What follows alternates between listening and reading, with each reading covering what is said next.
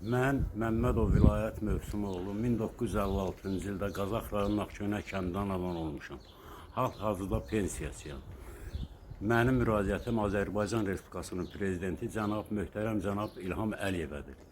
Möhtərəm prezident, mən sizə vaxtınızı aldığınıza görə üzr istəyirəm, dönə-dönə üzr istəyirəm. Mənim müraciətim sizədir.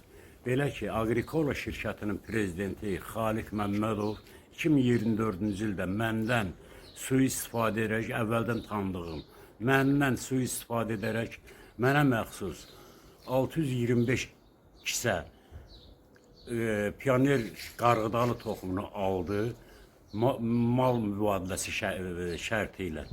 Bu günə qədər də heç bir ala bilmirəm. 625 kisənin ümumi dəyəri 228.200 manatdır.